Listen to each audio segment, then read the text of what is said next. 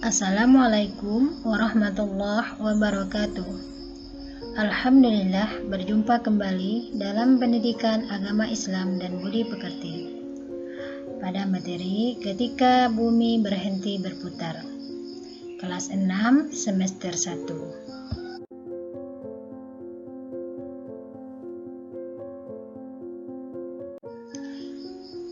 Selamat pagi anak-anak, semoga hari ini kita bisa belajar dengan baik sehingga apa yang disampaikan menjadi ilmu yang bermanfaat bagi kita semua.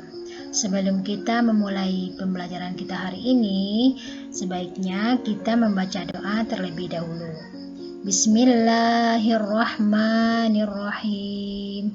Raditu billahi rabba wa bil islami dina wa bi muhammadin nabiyya wa rasula rabbi zidni ilman warzuqni fahman amin.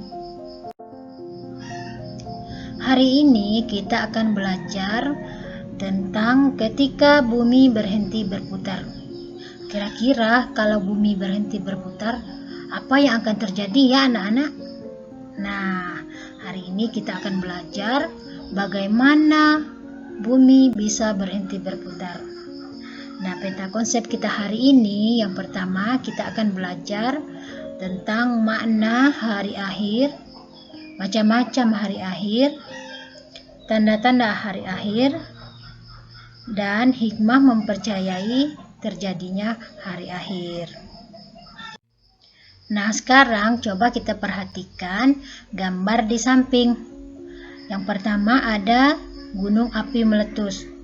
Kemudian ada banjir, ada gempa bumi, ada rumah terbakar, dan banyak hal-hal lain seperti bencana-bencana tsunami yang terjadi di lingkungan kita.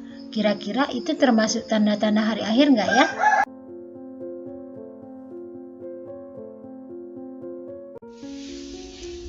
Ayo, siapa di antara anak-anak yang tahu ada berapa rukun iman?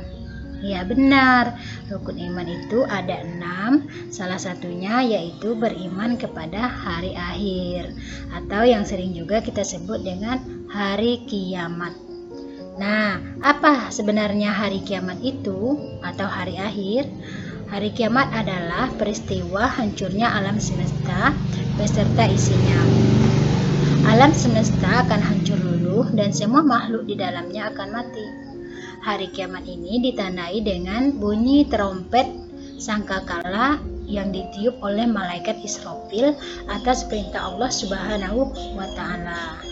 Sebagaimana firman Allah di dalam Al-Quran, kullu nafsin za'iqatul maut, setiap yang bernyawa itu pasti akan mati.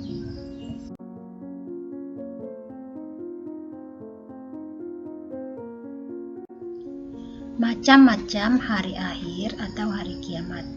Hari kiamat itu terdiri dari dua macam. Yang pertama, kiamat sugro atau kiamat kecil. Kiamat sugro ialah hancurnya alam di sekitar kita. Misalnya gunung meletus, gempa bumi, tsunami, air bah, atau banjir bandang. Kiamat kecil dapat terjadi kapan saja dan di mana saja, seperti kematian seseorang. Yang kedua, kiamat kubro atau kiamat besar. Kiamat kubro adalah hancurnya alam semesta beserta isinya, seperti matahari, bumi, dan planet-planet lainnya sudah tidak berjalan pada porosnya, sehingga saling bertabrakan. Bumi berguncang dahsyat dan tidak ada satupun di muka bumi ini yang hidup.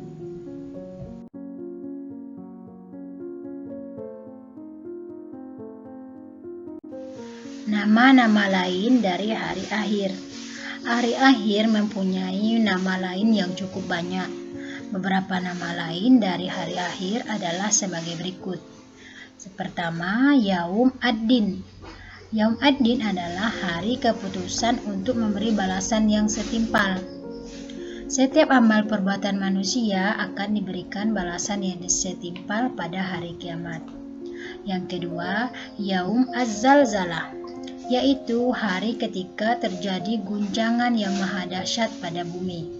Bumi akan berguncang dengan hebat sehingga hancurnya bumi dan seisinya. Yang ketiga, Yaum al-Mahsyar, yaitu hari tempat berkumpul. Pada hari itu, manusia akan dikumpulkan mulai dari manusia pertama hingga manusia yang terakhir. Dikumpulkan di suatu padang yang disebut dengan padang mahsyar. Yang keempat, Yaum al-Asir, hari penuh kesengsaraan. Kenapa disebut dengan hari penuh kesengsaraan? Karena pada hari itu tidak ada naungan, tidak ada perlindungan. Matahari bagaikan sejengkal dari atas kepala. Yang kelima, Yaum al-Hisab, yaitu hari ketika segala amal perbuatan manusia dan jin diperhitungkan nanti di hadapan Allah Subhanahu wa Ta'ala.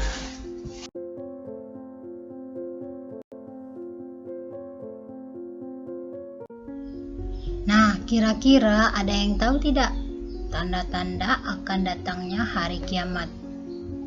Nah, jika belum, ini dia beberapa tanda akan datangnya hari akhir atau hari kiamat.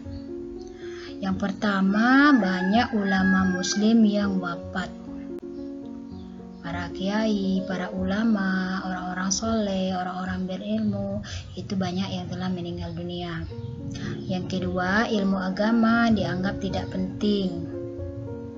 Kemudian yang ketiga, maksiat makin terang-terangan dilakukan oleh manusia. Yang keempat, kejahatan, pembunuhan, perampokan itu merajalela. Yang kelima, banyak laki-laki yang menyerupai perempuan atau sebaliknya perempuan berperilaku seperti laki-laki. Contohnya, laki-laki yang menyerupai perempuan baik dari segi berpakaian, kemudian dari cara berbicara, dan hal-hal lain seperti memakai anting ya. Kemudian yang perempuan berperilaku seperti laki-laki, seperti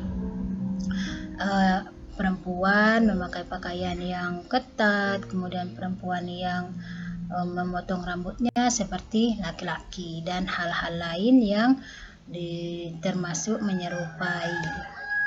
Yang keenam, banyak peperangan dan kerusuhan di muka bumi.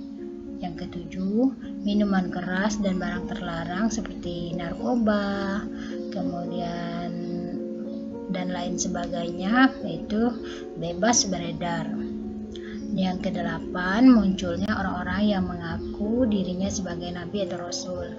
Padahal kita mengetahui bahwa setelah Nabi Muhammad tidak ada lagi nabi dan rasul, karena Nabi Muhammad adalah nabi yang terakhir.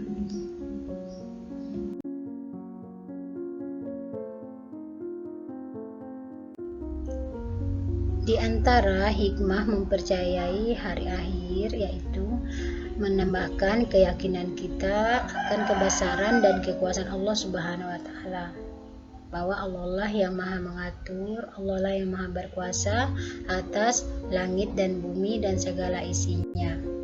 Yang kedua, kita akan bertambah semangat dalam mengerjakan amal kebaikan. Yang ketiga, kita menghindari perbuatan yang dilarang oleh Allah seperti berkelahi, menggunakan narkoba, minum minuman keras, mencuri, memfitnah, dan lain sebagainya. Yang keempat, kita senantiasa bersikap jujur, disiplin, dan bertanggung jawab dalam melakukan pekerjaan. Yang kelima, selalu waspada dan menjaga lingkungan sekitar, baik di rumah maupun di sekolah. Yang keenam, tidak menunda-nunda melakukan amal kebaikan seperti melakukan sholat 5 waktu, mengerjakan PR, dan sebagainya. Demikianlah beberapa hikmah mempercayai akan datangnya hari akhir.